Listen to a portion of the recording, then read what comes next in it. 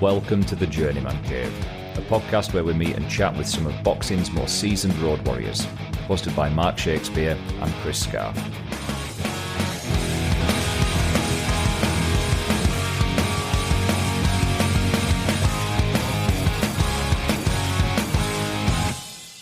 Welcome back to the Journeyman Cave. We are back for Series 4. And with me, as always, is my good friend, Mr. Mark Shakespeare. How are we doing? Yep, good as always, buddy. We always are, aren't we? Yeah, it's looking forward to this series, as always. Yeah, we keep saying we're going to keep knocking them in, mate, and we keep delivering, don't we? I have. So, to kick us off, you can tell us who we've got. Well, I am, but first I'm going to mention my friend from the seaside, Dom Taylor. All right. Yeah, big Bridlington guy, does a lot of football club. And I know he said to me, he says, do you think I'm going to get Tony Booth on one day? So here we are, Dom. Today's the day. We have got the one and only Tony Booth. Yeah, it's what a way to kick things off. Most certainly is. I mean, apparently he's retired more men than Social Security, and he's taken more dives than Tom Daly, so it should be a good one. I had a quick look at his record, before we met him, and it's unlike one I've ever seen before, because, yeah, there's a lot of losses on there, but a good third of his fights were victories. Yeah, I think you were a good fighter, Tony, and I don't think he got looked after in the right way sometimes, but that's sometimes what happens in boxing. Yeah. But yeah, I think you were a class fighter, Tony, and I'll remember for that Muhammad Ali shuffle, wasn't he? Oh yeah, he showed us that video, didn't he, when he came over? Yeah, he brought his friend Roy. I think Roy drove him over, didn't he? And sat in. I think you treated him to a sausage roll and Coca-Cola and Coa's breakfast. Yeah, I most certainly did, mate. I mean, we'd have had longer on this interview, but for once, it wasn't us who got lost, was it? It makes a change, doesn't it? Yeah. We ended up getting a phone call off Tony, and he says, we're here. I can't find where we are. We're on something like Don Lane or something like that. It was something like that. And I thought, I don't know a Don Lane. I know a Shaw Lane, but not a Don Lane. And he goes, a minute here, we're in Doncaster. Oh. So, unfortunately, guys, we didn't get as much time as we'd like with him, but I think we've got a good interview here. We still have plenty. We still managed it. Yeah. I think plenty of content in this one. So, yeah, thanks for joining us again, everybody. As always, please, like and subscribe this show, listen to everyone, share it with your mates. If you want to buy a T-shirt, be one of the cool kids, there's a link in all the socials. And just before we do crack on with interview, we would like to give a big shout out to Mal Gates. He recently sent us a bit of a donation of it, didn't he? To help us with his expenses, costs and what have you. It's very much appreciated. We did not expect that. Very kind of you, mate. And, in return, I think we're going to send you a couple of these T-shirts. Yeah, we'll definitely get you a T-shirt. I can't thank you enough for that, mate. Every penny helps, doesn't it? And, it was a nice surprise that when you sent us that message. And like I said, thank you very much, mate. Yeah, it really were. And Tog goes into Port, like I say, for his travels in August this summer. Aye, I'm off to old Birmingham again, aren't we? I'm looking forward to it. And with all that being said, let's go and talk to Tony. Let's do it, buddy. Aye, but like I said, first thing I said, mate, when we come on to it, I must have had about a dozen people, I'm not lying to you, asking about that Ali shuffle. That's a right video, that, isn't it? You sent me that, didn't you? Oh, what it I thought? Just a kid called, can't remember his fucking Scott, but I talked to his dad afterwards, and his dad was brought up down the same street as me and all. Oh. I lived on Spinbank.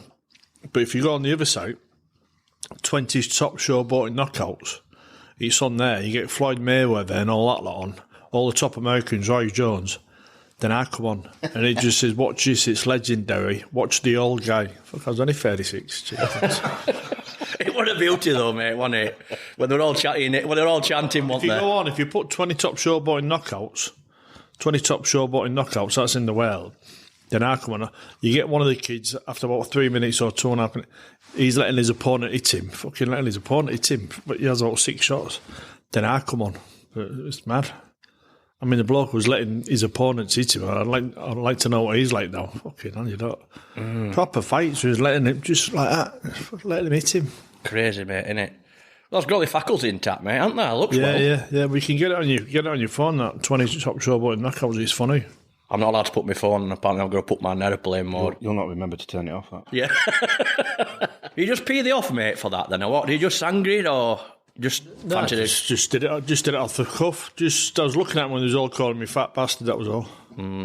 So that were in Southampton then? Yeah. I boxed this kid in Liverpool before, and they was all shouting, "You've never seen a salad." That was a fucking good nick when I started. But that, like you say, at the end of your career, when you're there, you're using them, aren't you? Did you get a decent crack towards end, Tony? Were you looked after all right, or? You got a few quid. I've had 1 or 2 fights when you've gone down to London. Yeah. I mean, to be honest, all my mates like top gangsters in London and that. And you've gone down there and said, Tony, we need this kid to win. You're like saving the show. Yeah. We need this kid to win. You're going to get a few more quid. And you just go through the motions. Yeah. It's like being a jockey. You can tell when they're not trying, you know what I mean? Yeah. So, with me when I was boxing, no one knows I'm doing like 80-90%. But you're pulling your punches a bit, you know what I mean? You were definitely one of the best, mate. Yeah. Especially around... I mean, they were big good mates with Kawasaki, weren't they? Yeah, Kawasaki was right, yeah. Did you spar him? Yeah, he sparred with Joe, yeah. Just me all week, fucking, I was getting £100 a day. I should have been getting about $1,000 a day, you know what I mean? They don't pay big, do they, these big lads? No, I sparred with Ben. About 5 times in Tenerife. £100 a day. But all your things expense. And Brendan Ingle, all the other 2 sparring partners weren't paying the manager out. Brendan Ingle's want 25% of his fucking sparring money. Kidding me? He was like getting £100 a day. Then I came home one time from... It's like an holiday, you know what I mean? I was jabbing his head off. It was easy for me because I was a bit heavier. And I came home one time, Brendan Ingle rings us up. I've got your sparring job in London. It's either you or Buster Keaton. He said, it's only £30 a day. I said, who is it? He said, Henry Akawandi. I said, give it to Buster Keaton. I'm not fucking doing it. He was a fucking warrior, wasn't he, though, wasn't he? 6'7" and southpaw. He wasn't he? Massive. Okay, mad, yeah. £30 a day, eh? Yeah. Should tell that story, you know what I mean? Can't swear though, can you? No, of course you can swear, mate, yeah. I don't swear much, but this one does. Listen, I got these gigs before. I did a talk with Dean Windis. I've done a couple of talks with Dean Windis. And I went first, and Dean Windis comes on and says, fuck, how can I follow that? Because I was real fun. And I got 4 bookings for these talks. Yeah. It's like £400 a night, fucking a lot of money to me. And the next day I got arrested. There's 4 police vans outside the house when I got arrested, you know what I mean? Yeah. So I thought they'd come to book me for the Christmas ball. Well, you train some of them now, don't you? Yeah, so it's all worked out well, hasn't it? Yeah, I'm training some of them, yeah. But at the time, I mean, I put someone in touch to get some drugs. I was naive and greedy, but we all make mistakes, don't we? But like you say, I want a fucking drug dealer, but it's... Bad timing that, though, mate, after being the legend. Yeah, Dean Windis couldn't follow thee.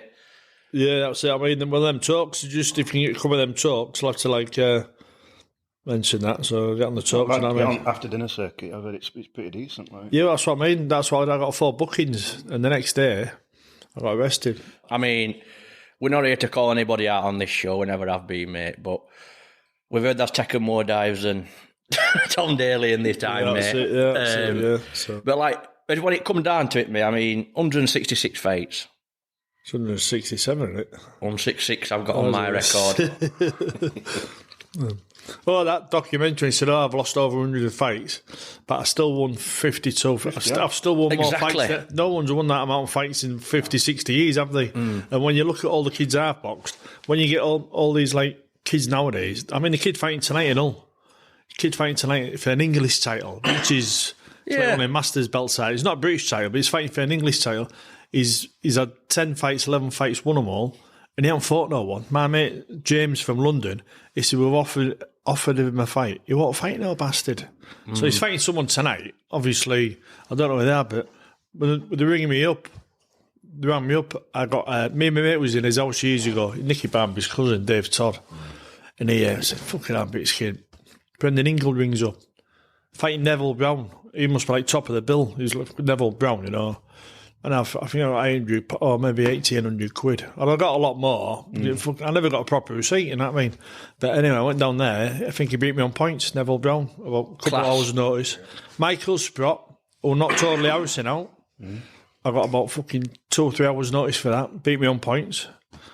Yeah. You're taking all my fighters away, mate, on my list. Yeah, that's what I'm just saying. I see your story there. I went through the list and I thought we could be talking for a while. We've only got a couple of hours. So I thought, I'll go through your record and I'll just pick out, how can I pick a few out? I ought to be talking for about 15 minutes with him just buying 4 sausage rolls, a tight cunt. Hey, don't forget me 4 quarts and 2 bottles of Coke and all. The festival fight was Tony. Yeah. Did you know that? What was that? David Hayes' festival fight. Yes, I've got that wrote down. Victor Cordoba boxed him in Marseille, beat me on points. You travelled a few times, didn't you, Tony? Well, travelling all the time, wasn't I? Brendan Ingle, fucking hell, no. She was thinking it was about 25%, wasn't I? In there.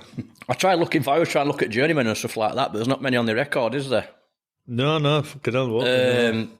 Only ones I could find, really. When you look at them, they're all like class. They're all like when you see all them. I got a Joe Ralph Rottigiani who beat Carl Thompson, and fucking Carl Thompson stopped David A. So it wasn't bad form, was it? I got a Joe in Germany. So if you get a Joe in Germany, I think you've won, haven't you? Oh yeah, but like I said, calibre at fighters you have, mate, were absolutely amazing. But I did put a couple of journeymen down, or last ones. You probably not remember them because you had that too many. But can be fighting Bullet Andrews. Black kid. Yeah. Stopped him in there. Yeah, I know you did. What were you like? That, 2 weeks later, right. 2 weeks later, I had TB. Ah? I had TB. TB. So I was in Castle Hill. I went to the doctor. I had all these chest pains. I was living at home with my dad. I was still about 22. I had bad chest pains, and I went to the doctors. Saw like an Indian doctor. He said, "I can't settle out with you and all this." Went back home, same pain, sweating cobs. Next day, I went back to doctors, saw an English doctor, sent me for an X-ray. I had a part and a half of fluid on my lung, straight in Castle Hill. Anyway, it was all dying, so I signed myself out of hospital, and they got me back in, said I could die from TB, so I had to take about 16 tablets every day for about 2 years.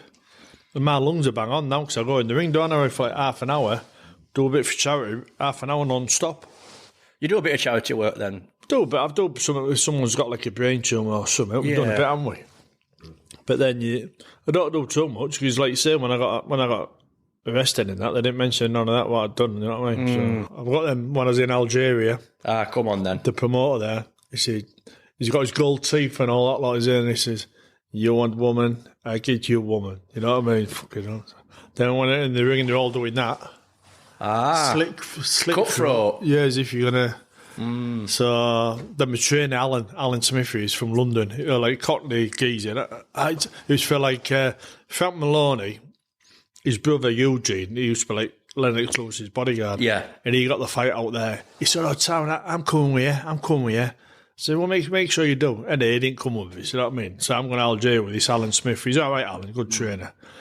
But then when we got in the ring, we had bodyguards in that as well, looking after us.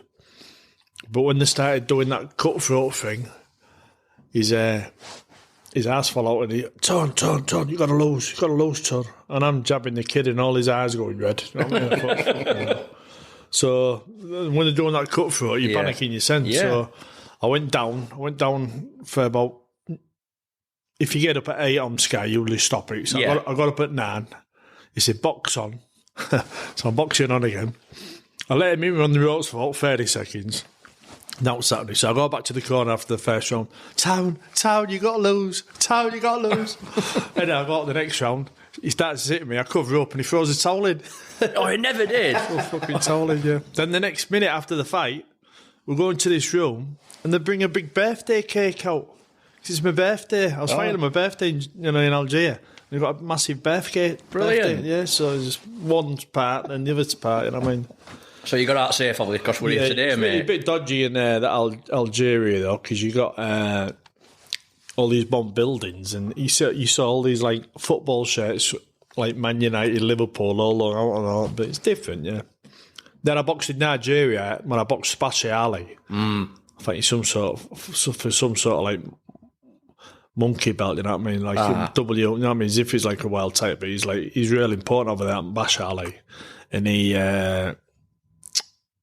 What was I going to say? Oh, that's it. but the police stop you a lot in Nigeria, you know, try and get hundreds of pounds off, you know, the bit corrupt.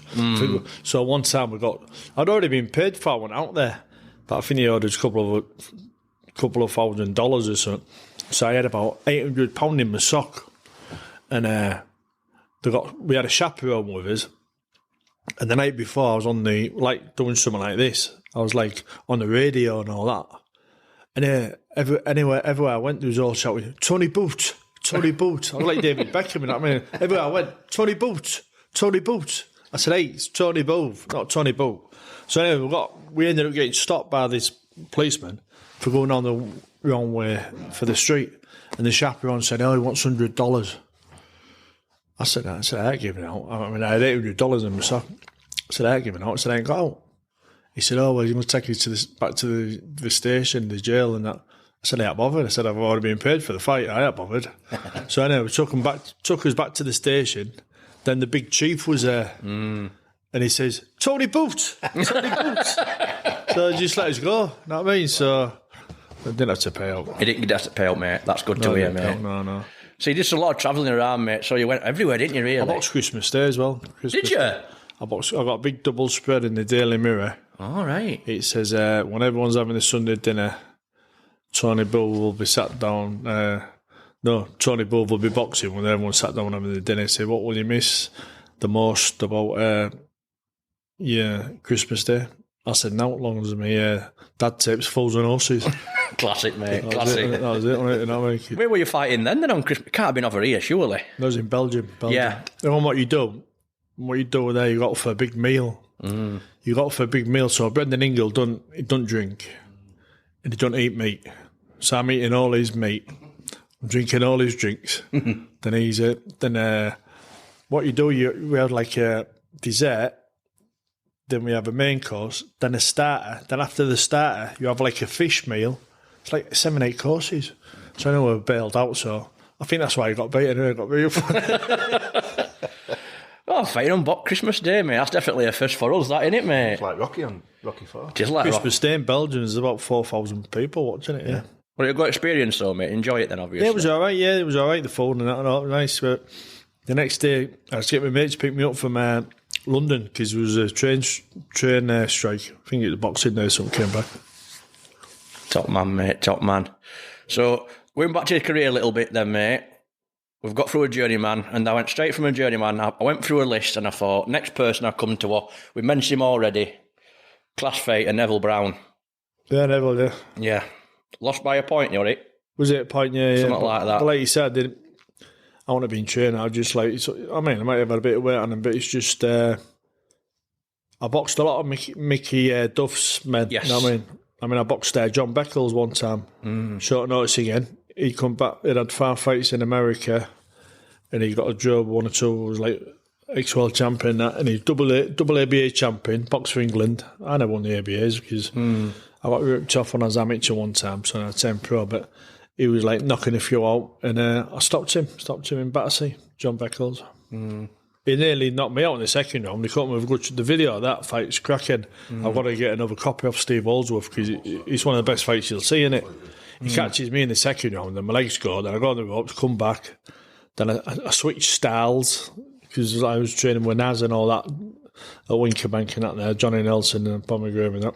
And switch styles, which is a good thing to learn, you know. I mean, when I'm training kids now, only young kids, I get them switching the styles because people don't realise when you're southpaw, you got a massive advantage because all you ever do is box an orthodox kid. You know what I mean? Yeah. I like to be a southpaw myself with best. Left-handed. I should have been a southpaw because my left hand's my strongest hand, but I did cricket ball thrown at school. Right. And I won like all of Yorkshire. And I never really threw my right hand. I never really threw a lot all through my career. So, say my last 7-8 fights when I actually chuck it because my brain's kind of changed.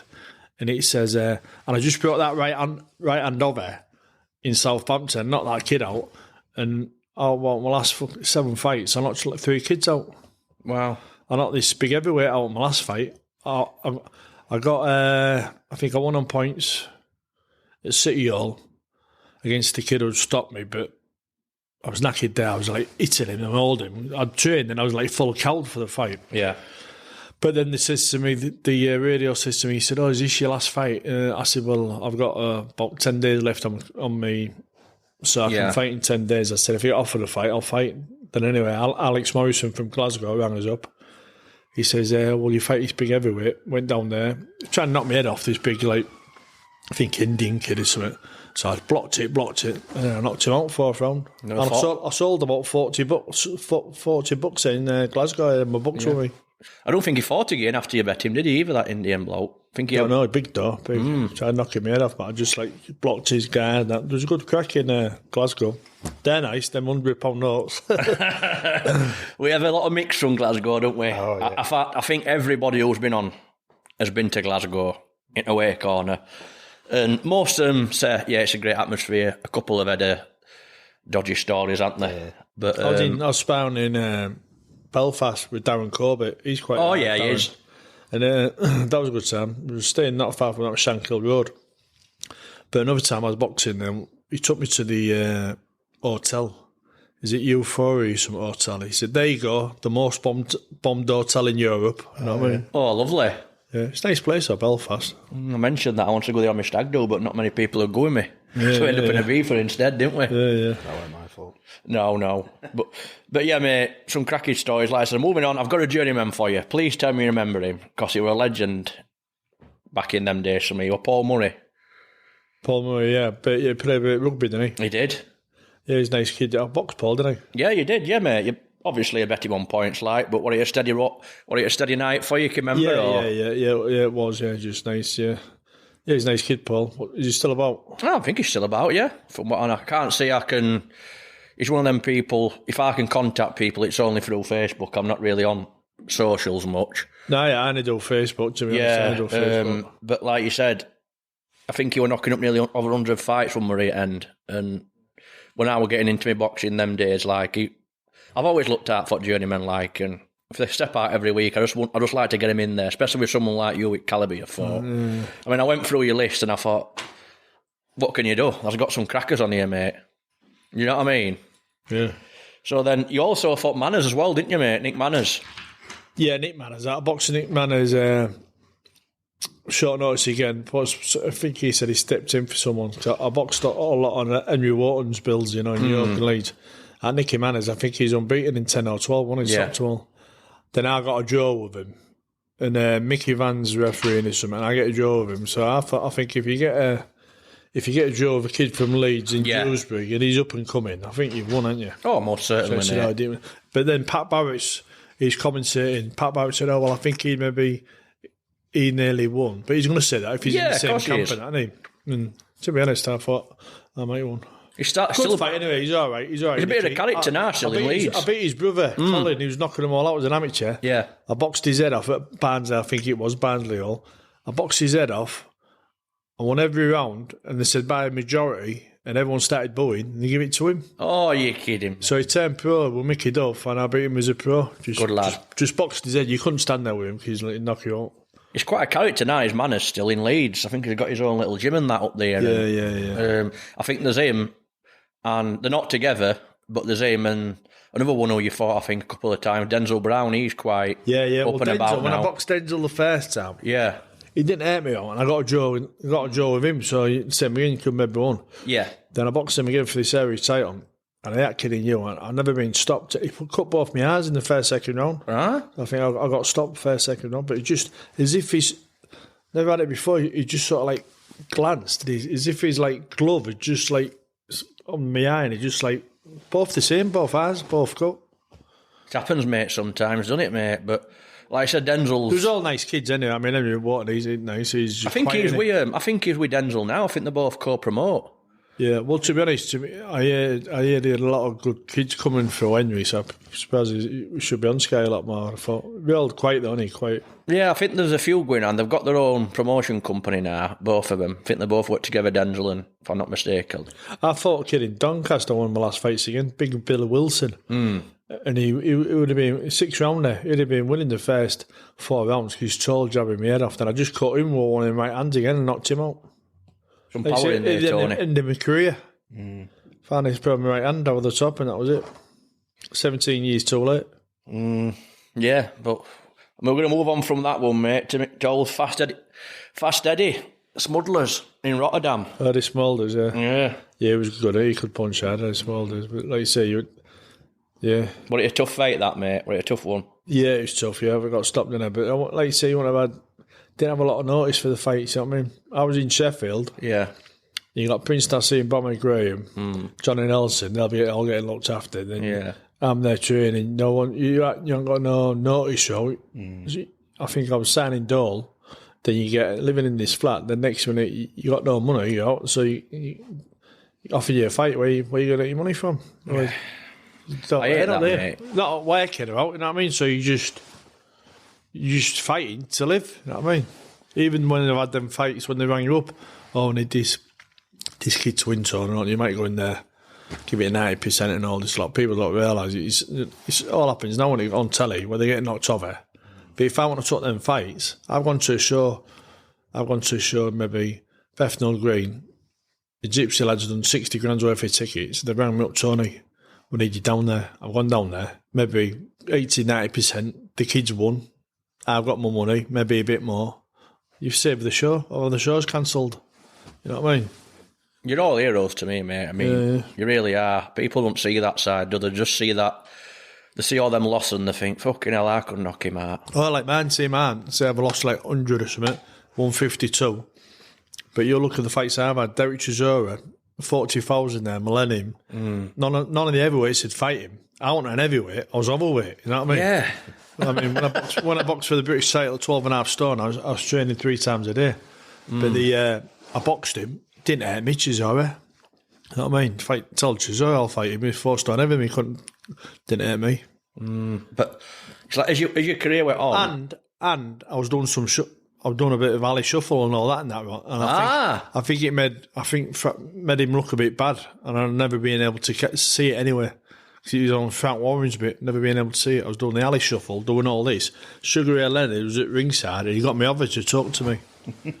He loved it. So Love it, mate. Yeah. No trouble from Chisora then, mate, were you? No, not you were early on his career, like, wasn't it? But yeah. The far 19 stone, though. 19 stone, and I'm 14 stone overweight. I mean, betting it now, so if he wants to fight, tell him I'll retire him. I'd probably fight him Fury for a 4th time, innit? Yeah, for a 4th time. You're looking for a fight, mate, innit? But also you fought the old legendary James Cook and all twice, didn't you? Yeah. Well, the thing is, James Cook, I think it is... did he beat him on points, one of them? Lost on points twice, I've got here. Oh, yeah, well, the second one, I mean, James, he was the European champion, wasn't he? Yeah.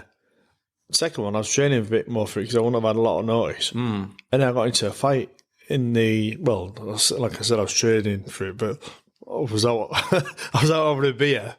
I got into this fight about a week before, and this kid, and I dislocated my thumb. Oh. You know, so when we're fighting, I sort of hit him in the second round.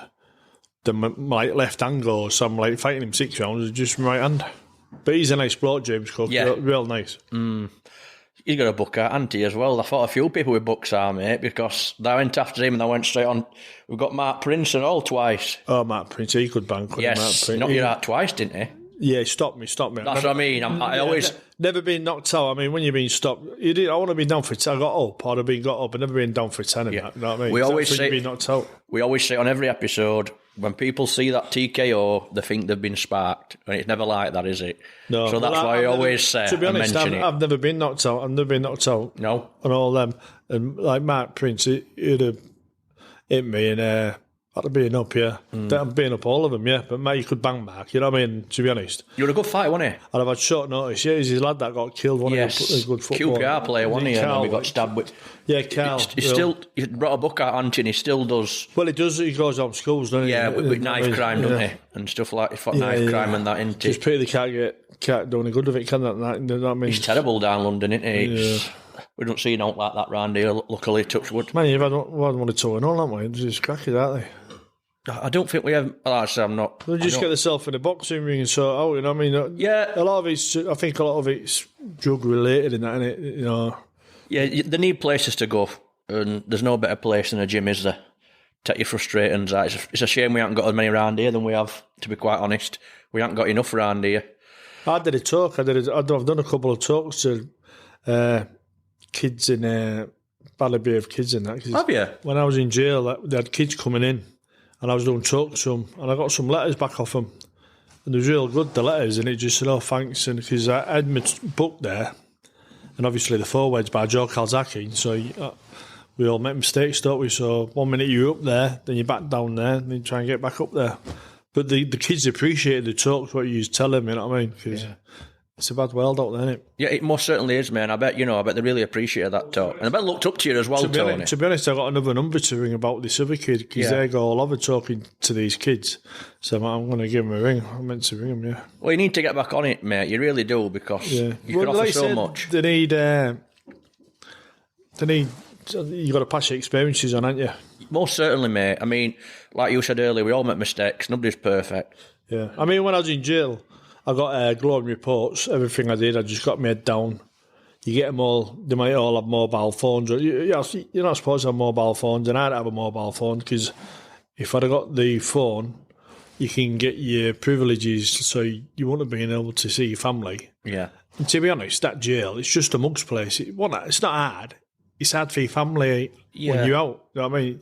It's just mugs. If you go in there and you're back, the only time I'd be in if anyone else your family. You know what I mean? It's just.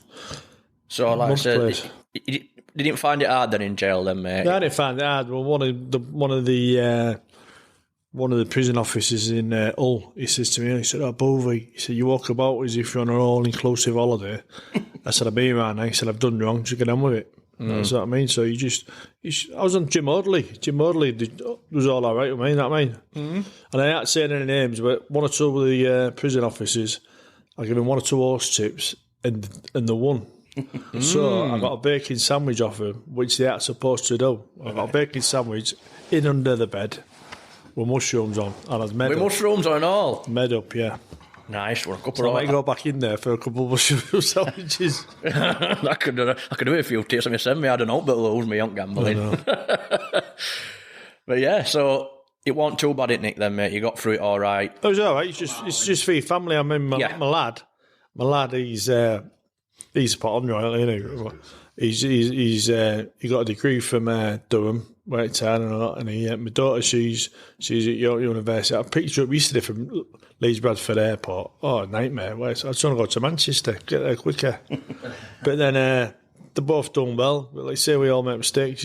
I think the time you were with him before I got locked up did a bit of good, but they had good grandparents looking after him and that. So the missus, she's 1 in a million. So the kids are good, but he's doing well with that show tonight in Sheffield, and he's looking at me getting his promoter's license. He's doing, because these white collar shows at the moment, they're just selling. He looks after like 200 businesses doing these grants and stuff. He's got his clued up. Yeah, I can understand why people. I mean, I don't really go to many white collar shows, but I can understand why they sell quite well, because they're cheaper.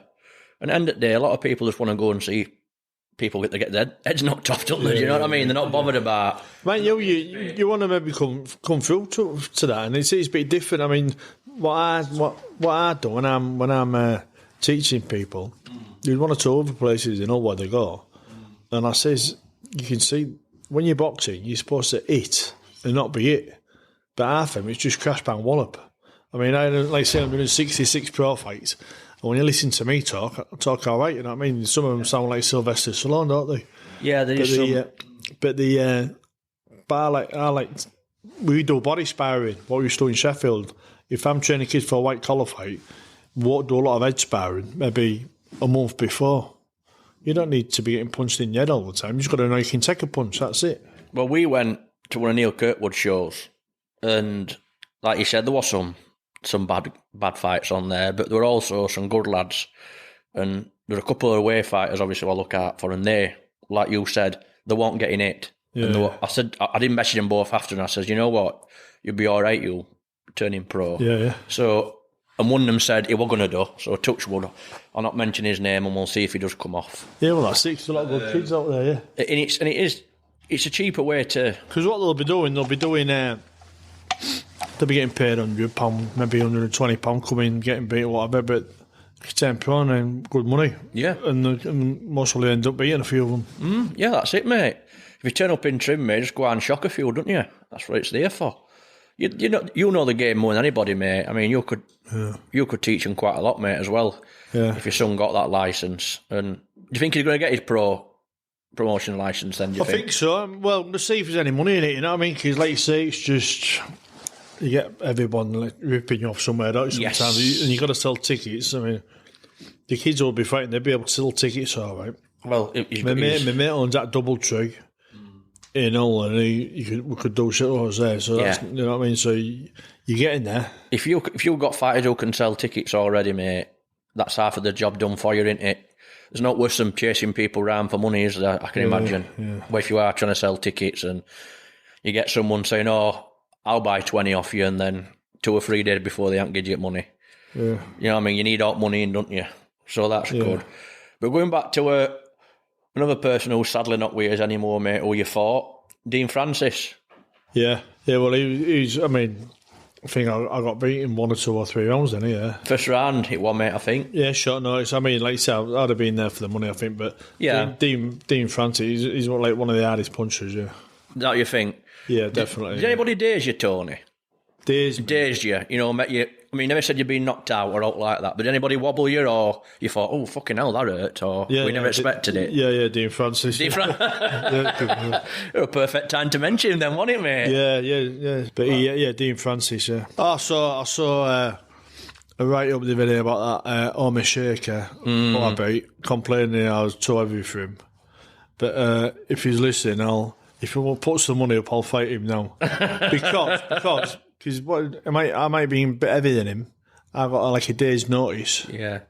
And I still boxed his head off. I think he caught me with a decent body shot.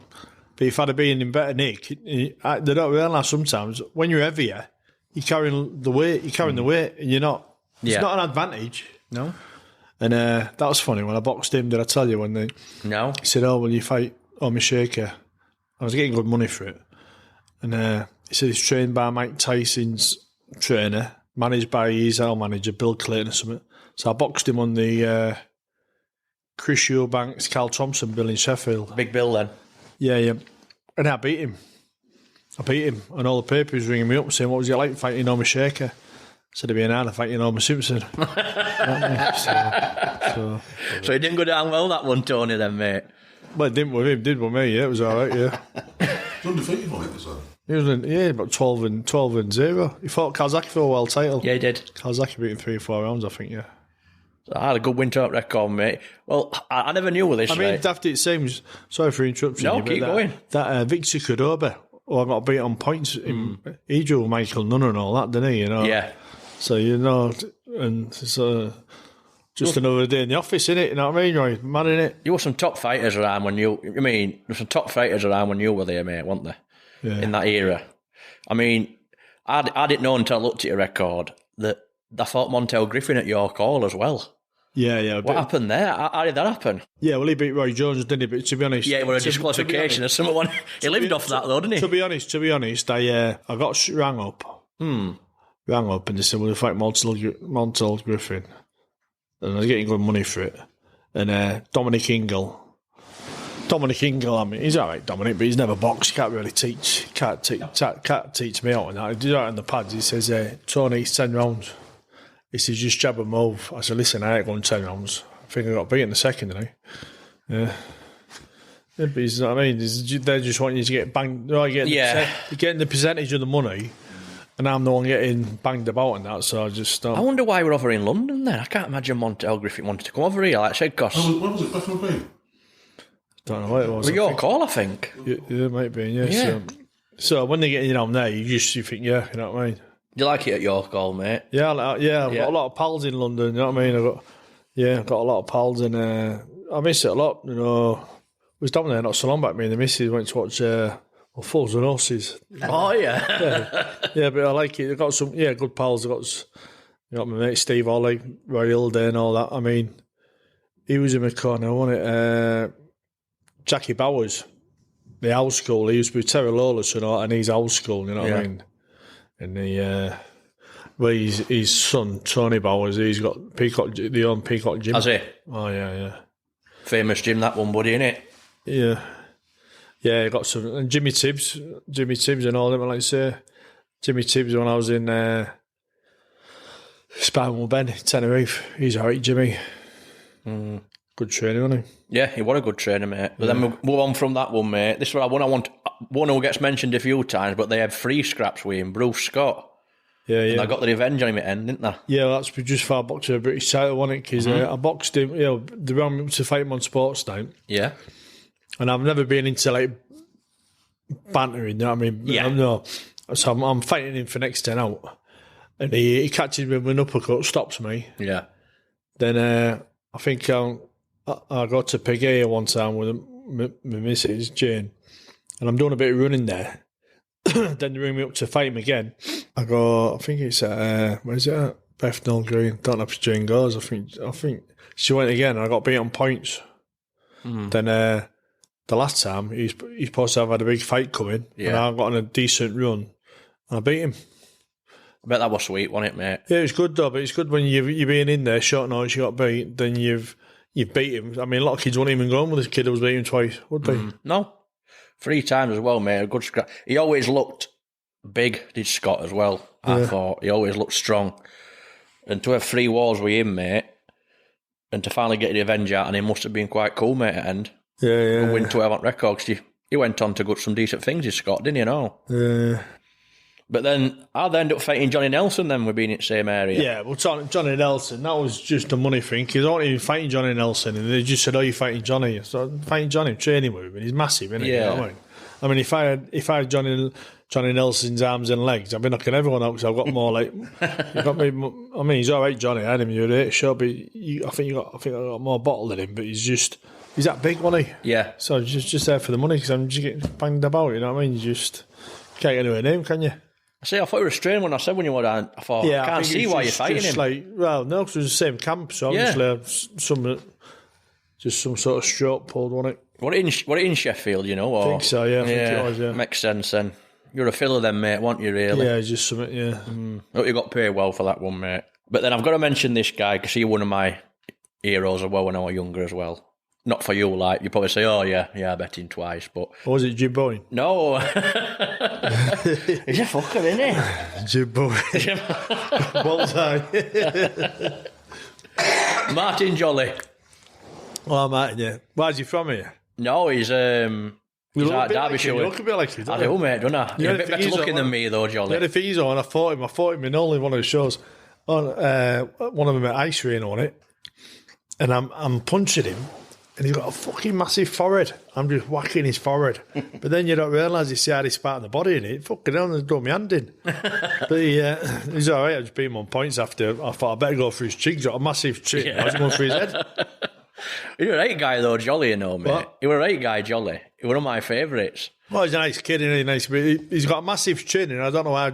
We had a massive forehead as well, so I'm just going through his forehead. What, like a sniper's dream, then? And I should have gone for his chin, you know what I mean? Okay, no. And then he dropped my hand on his chin. Brought your hand on his chin? Well, on his forehead. He were a tough fucker, was Jolly, mate. He was. And then we had 2 with Crawford Ashley, mate. Well, to be honest, the first fight, I was there for the money. Second fight, when I got on a roll, fighting for the British title, I think I had the longest time to train, about 5 weeks' notice, for a British title fight. Yeah. And Mickey Van's refereeing from Leeds, bit out of order. Yeah. He was all right, though. But then he says break, so I step back, go for that, so he eats me with right hand, puts me down first round. Then the same happens again in the second round, so I do that. So but then I get into the fight, and it's like 6th round, and it's quite. No, I mean, obviously I'm nip and toe. But he's like knackered and that, and I felt I still had a good bit left in me, so I thought I'm going to go down for a standing 8 count and then get stuck into him. And I went down, and Mickey Van stopped it. I don't know if he said there was no standing 8 count, so I had a bad cut. Yeah, but he stopped it. But I'd have never gone down. I'd have still got knocked out. And like I said, I'd never been knocked out. I'd have still got knocked out because he's my biggest regret, because he couldn't really hit me. He put me down twice. Yeah. Then it's the 6th round. I mean, I haven't seen a video of it, but 6th round, and I'm just like going forward. So that was a bit of a downer. But then Crawford Ashley, at the end of it, he said, if if I'd have thought everyone like had boxed him.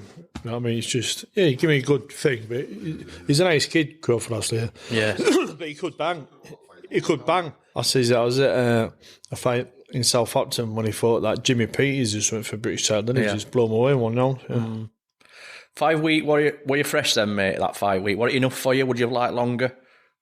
Well, obviously. It wasn't so bad, but like you said, they get mums started. Yeah, they do, yeah. Yeah, but like you say, he's the longest there, but like you say, it's just...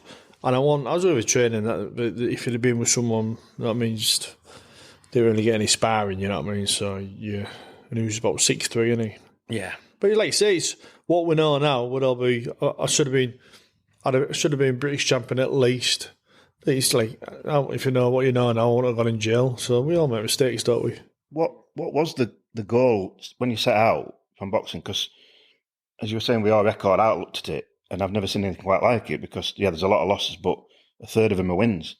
Yeah. And I don't think I've seen another record like that. So what were you, when you initially started off, were you thinking, go for it, or I'm not sure? Well, I was thinking, I don't know, just thinking, but you said it, you got the Prince Nassim's and you got the Johnny Nels, Bomber Graham, best boxer, never to win a world title. But I agree with that. So then you're not getting looked after when you think you get the Kalzaki and his dad just trained him in that little band thing, and he's bang on and all that. So you just need a bit of a, you know what I mean? You just need someone maybe. It's all right doing the body sparring and all that, but then you just need. If you've got some sparring in, you don't know. You know what I mean? I don't think maybe having a massive camp's that good. You know what I mean? Like I said, 5 weeks. Kalzaki, he had Enzo McAnally there, didn't he? Enzo McAnally, one or two of us. So that were your, I won't say biggest regret, but you wish you had done better against Ashley then and got that title. Would you have loved to have won that, mate? Would that have been... what I know now, I wouldn't have gone down for that. I'd have just stayed on my feet. But I thought I'd have gone down for a breathe because I'd maybe done it before. But like you say, no one's won the British title for them all, have they yet, you see? So... Tommy Coyle won it now? No, he won Commonwealth. Commonwealth. Yeah. Is anybody up and coming from all winner? Come on. Well, was Kid Go on, fighting Roy, tonight? do we know? Kid fighting tonight from that English title. Like you said, So on the verge then? I think it's a big difference. I think the English title to the British title is a big difference. It is a big difference, but that's the next step, isn't it? They'll go Central, then they'll go English. They never couple, don't they? They're knocking on door for British. But it's just, I think there's loads of talent in the world, to be honest. There's a few kids unbeaten, but it's all right being unbeaten. Like you say, it's just, they aren't fighting nobody. But we'll see how he gets on tonight. Hopefully he'll win. But it's just, there's a lot of good kids about, even in these white collars. One kid, and he was from, I'm not sure if he's from Barnsley, somewhere, he's 19. If you can get hold of him, Southpaw as well. He was good, but he won, you know what I mean? So, but he's just getting all sorted out. But I think I could do all right doing it. It's just such an all out, you know what I mean? There's a lot of kids out there, isn't there? There is a lot of good kids out there, so you've got 2 or 3 chances then, mate, to break that duck then. Yeah. I think we've had 2 or 3 British champions over here, actually. Barnsley? Yeah. Robbie Barrett, and the other one, I apologise, I forgot his name, I'm terrible with names. Yeah. But that were on Sky Sports. We've had 2, I think, 2 British champions, and I think Callum Simpson, who's fighting tonight on Sky, I think he'll make it an hat trick. So then we had, obviously, I mentioned him earlier, mate, we had Michael Sprott as well. Yeah. That must have been a tough one for them, mate. Well, like I said, he had a couple of hours' notice, so I can't think where the fight at. I don't know. I didn't check. Anyway, I don't know, but I boxed him. And he didn't hurt me at all, but he was fast, real fast. You see, I don't think that about Sprott. He's real nice bloke as well. He's a nice bloke. Mine knocked totally Harrison, haven't he? Yeah, I did, aye. He's massive, Orley Harrison, isn't he? He's British champion, wasn't he? Yeah, well, yeah. I got used and abused a lot, which goes on a lot, you know what I mean? It most like some of these fighters here, mate, up at them heavyweights like you had. I mean, you fought another wood, Jim, mate. Well, Buster Keaton ran your and all. Yeah, but same again. I mean, he was like, we're good pals, me and Buster, but like I said, I don't know why I boxed him unless it's just I'd maybe left there, camped by them. But yeah, that would by TKO, so obviously that would just a stoppage then, or... Yeah, well, I've never been knocked out, you see. So they're all, when it says TKO, was it technical knockout? It's just when you stopped, innit? Yeah. A knockout to me is when you laid out for 10 seconds. Yeah. Like I said, I always got up at 8 or something, you know what I mean? And then one who we've got on coming on in the future, we have to go to London and see him, haven't we? And I'll say his name wrong. and he'll smack me for it. I don't want to mess with him. Dominic Negus. Oh, Dominic, yeah, he's right. Oh, God. What I reckon to him? He's all right, Dominic, yeah. He's a good lad, isn't he? I beat him, though, didn't I? Beat him. Yeah, you did. Short notice again. Short notice again? Yeah, fucking short notice, yeah. Maybe about a day, so yeah. Because he was talented, you know him, but he never really... He's got around there, money collector and all that one. He's a hard one. He's in hard bastards, wasn't he? Yeah, he went on that Danny Dyer, Hardest Bastards, didn't he? Years ago, like. But he's like I said, he's got his third book coming out soon. Yeah, well, just tell Dominic, he's a nice kid, Dominic. But Dominic, if you're listening, you're just another man. I've retired. Oh, well, I'm not telling him. Retired more men than Social Security. Well, if Scarfe can tell him, and I'll make sure I'm at door when that does, Tony, mate. Don't worry, mate. Yeah, we'll have to go down and see him. Yeah, he will. But he's doing well now. He's turned himself around quite a lot. And he's doing really well for himself now. Well, he's always a good kid, wasn't he? He was always a great Scar, wasn't he? Yeah, he just got into a bit of a bad crowd, didn't he? What happened to him? No, he went down wrong. Well, I think you're in with not gangsters, but you're in with wrong people. You're always fighting and debt collecting. If anyone wanted out collecting, he went round and just virtually gave him a good hiding, really. And I think he was one of the nicest kids you'll ever meet, like you just said. But he just got abused for wrong reasons and got in with wrong people. But now he's turned himself around and he lives for his daughter. Yeah, he's a nice kid, Dominic. If you read his second book that he comes out, Into the Light, it's absolutely amazing what he's been through and all he's been shit on, really, and stuff like that. Boxing in that. Well, out of boxing as well. He admits he didn't do what he could have done in boxing. And he admitted well, a bit stupid. like you say, you get it's like all these world champions in that, but you got to. I mean, what they should do is like these footballers. I know they're on stupid money, but when you boxing and all that, when you get a fight, you should like have some sort of like pension thing or something. Something they don't get out. You know what I mean? You don't get out there. Yeah. Well, I were talking. You don't get out at all. This is what we were mentioning about one week, other week. I were talking to Kevin McCauley a few weeks back. Proper journeyman, 251 fights he had, and he says. I've just been left on scrap heap and it upsets me. And we were saying there should be something for him at the end of it. And he says, I've gone from my phone ringing every week, my manager seeing how I am and all that. He says, and now I've finished. He says, I've got nothing. He says, do you know what I mean? He's having to go on these white collar shows and stuff like that just for something to do. He said it's just virtually, I don't know if you were saying, Tony, when it happened with you. He said, I've just gone from being busy every week and doing what I'm doing, it's just all stopped.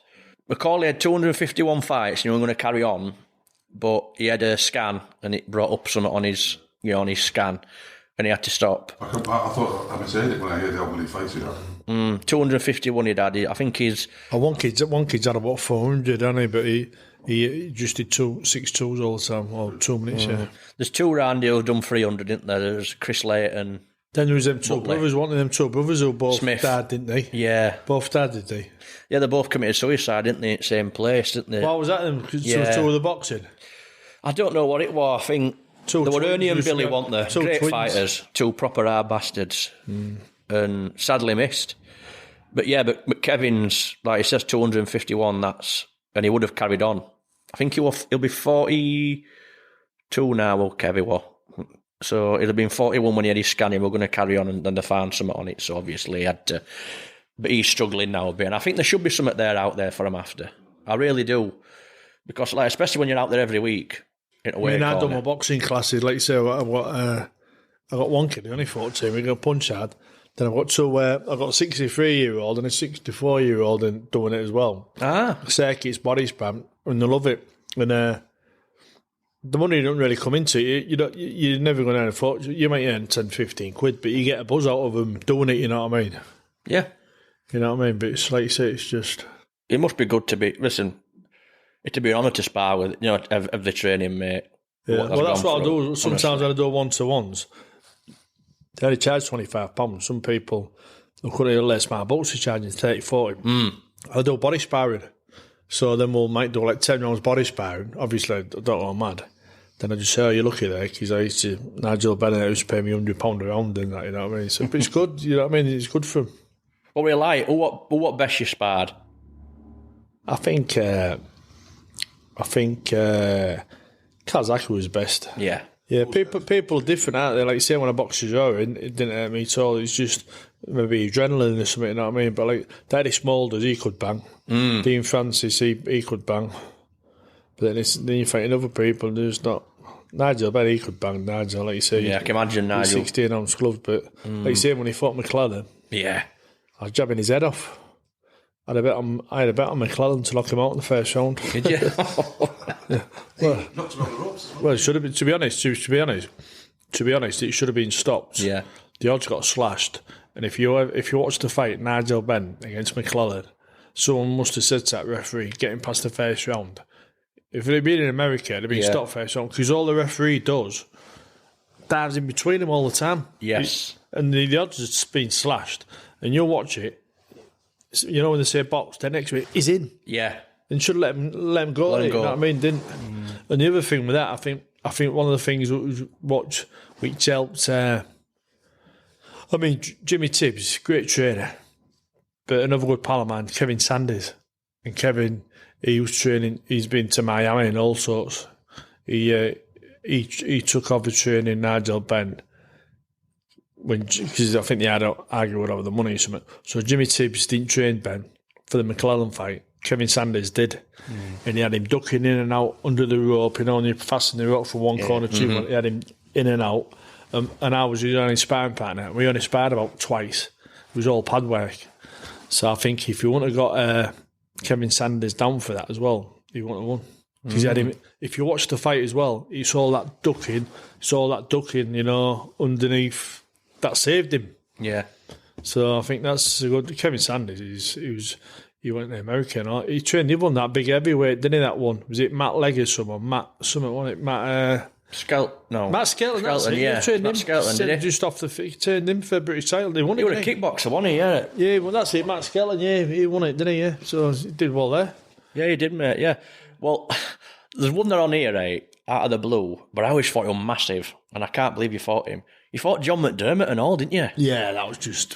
I knew you were going to say, yeah, I know that one. So when I saw it, I thought, there's got to be a reason why you were in ring with John. They just offered me. I mean, he was massive, wasn't he? He was huge, wasn't he? He just come down to Big Bad John, didn't he? Yeah, just joking, you know what I mean? But getting there to fight him, it's just you're getting there to get knocked out, aren't you? Part of use my head. I didn't get knocked out. I still think to this day, though, he bet Fury first time round. I still think this to the day. Yeah. I mean, I'm not saying he was good, but I've watched that fight back a few times thinking I must have been drunk or something when I watched it, but I watched that first fight back and I think he definitely bet Fury in that first fight. Didn't fit much to him then, you just went down for payday. Oh no, I thought he was big, wasn't he? Yeah, You were huge. I think I don't think I was going to beat him. He was about fucking 5 stone heavy, wasn't he? So I mean, I couldn't believe when I saw it record, I got him on it. Yeah. And then we stepped down a little bit, didn't we? One of Carl Zaggy's mate, if we mentioned him, we had 2 points losses to Macronelli, didn't we? No. One loss and then he stopped, didn't he? Yes, he did, yes. Yeah, the reason being, I'm fighting him, 10,000 there. 10,000 there, and they're all like booing me and all that, and I'm waving to them, doing the alley shuffle, they're not waving to them and all that. There's 10,000 there. Next time they get me down to fight him, I come out last. There's about 200 people there. I thought, fuck, what's the point? You know what I mean? So Yeah. I took did a Tom Daly, then I took a dab. Ah, well, I bet it would have good one, mate. I bet it would 10 out of 10 if that did it. Yeah. And then we had missed. Come on, let's talk about David A then on his debut. How did that come around? Well, funny enough, I boxed at Ralph Roccigiani in Germany years ago, and David A, I think, giving me autograph as a young kid. He was over there with boxing. Yeah. Then years, my ex-manager said, we'll fight David A for good money and that, so I just boxed him. It's a good one to have on his record, though, you, mate, on his debut. Yeah. No, I mean, it's not like he just jumped in there with nobody from the start, is it? No. I mean, he puts me down in the first round. Second round, I have a bit of a go, then just got pulled out, didn't I? Yeah. I think I was Chizora's first fight as well. I think he just had one before you fought him. I think he was second. Yeah, like I say, 19 stone. Biggest payday, what David A, do you think? Like your biggest payday? No, well, the biggest payday was supposed to have been, don't know if it was in Algeria. Possibly about 10 grand or something. Well, I got 10 grand or something like that. Or it might have been in Nigeria. Then the missus read somewhere, but it's supposed to be 20 grand, so I don't know. You know what it's like. So that were well, to be honest, in my boxing life, I've been a bit like Freddie Mercury. They've had my pants right down. You know what I mean? You most certainly have, mate, haven't they? Well, one time I got in the ring. I had Speedo swimming trunks on, snorkel, goggles, and flippers. The referee said, "What are you doing?" I said, "Listen, if I'm taking a dive, I'm getting dressed for it." Like it, mate, like it. Love it. But I want to, when you said you were going to come on, mate, it was an absolute honour. Yeah. And we can't thank you for coming on.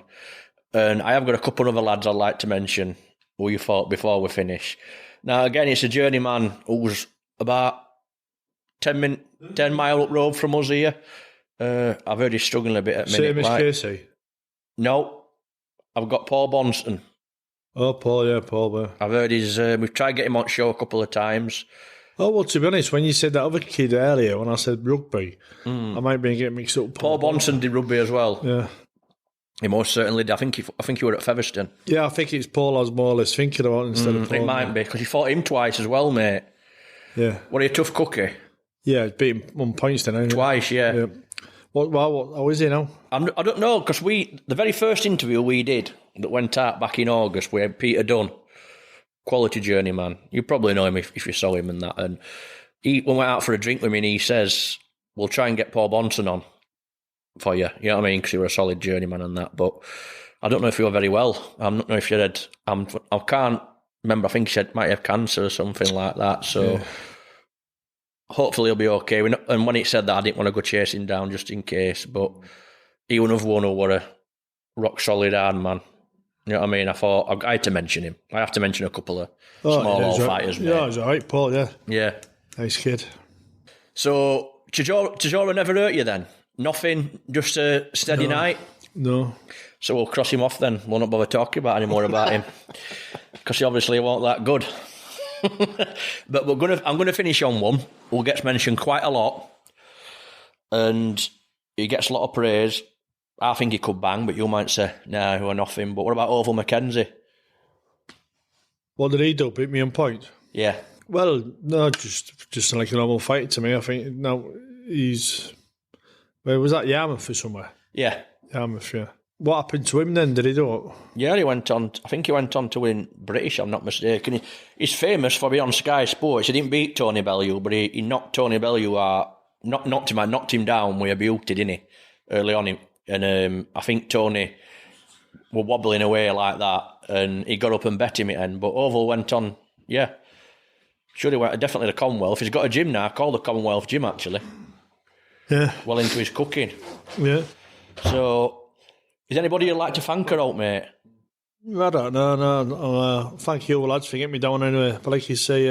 I hope we've entertained you. It hasn't been too much of a... No, it's been all right. I mean, hopefully I ain't got 3 points, but it's just... this has been one of the most traumatic times in my life. It was worse getting down to Barnsley than getting to Algeria. You know what I mean? Well, it's nice then though, mate. It's sat nav, I put it there, so I put it down as whatever it was called, Barnsley. Anyway, so then Ridney's in a field. So we're in Doncaster, aren't we? Well, it's all right because it's nice. It's nice to know someone gets lost. Because usually me and Scarfe get lost somewhere. Yeah. We've been known to miss trains. We missed train. We've been lost in different places. That's had a £120 fine for going through a clean air zone when we're in Birmingham. In London 3 times, I was selling Rolex watches for my mate who used to play Full City. He's like dealed in Rolex watches, so I took a few on to London, but I got done a couple of times. But if twice in Birmingham. If anyone wants any talks done with his badly behaved kids, get in touch with Too Smooth. Yeah, that's a good Sonny idea. Bove. I think 1 over the 8 could be a good manager for you, mate. I really do. Yeah, or any after dinner talks, lads. You know what I mean? Because I get all the acts in that. I mean, myself, I've got a few lined up. I've got Johnny Nelson last week, but like you said, I did a talk with Dean Windus myself, and I got 4 bookings. Not being, I'm quite funny, you know what I mean? Listen, they'd be absolutely amazing to go to, mate, and I should definitely do it. So when I finish this interview, I was going to get some more books printed, and I was going to get back on that after dinner circuit, mate. Yeah. and we're going to make sure we get sorted out. But did you want to mention out? And whenever we come down again, I might have a beef salad sandwich and a ham salad sandwich and 2 vanilla slices. He's an absolute fucker. It's lucky he's hard. Well, I got a sausage roll, mate, didn't I? And a couple of cans. I've never seen such a big queue in Greg's. Yeah. Oh, hey, should have took us about an hour to get out of Hull because I need with that bridge. The next 5-6 weekends, the road show shut. Nightmare. So I'm supposed to be going back. What time is it? Supposed to going back, then coming back here to go to Sheffield. What about let you go, Tony, if you're gonna be late? Because Roy's giving me dead eye. Don't feel we'll make it. He's giving me a right dead eye, is Roy. We'll make it. Well, wrap it up. Thank you very much, Tone. Right, thank you for coming, mate. I really appreciate it. Brilliant. Thank you. All the best, mate.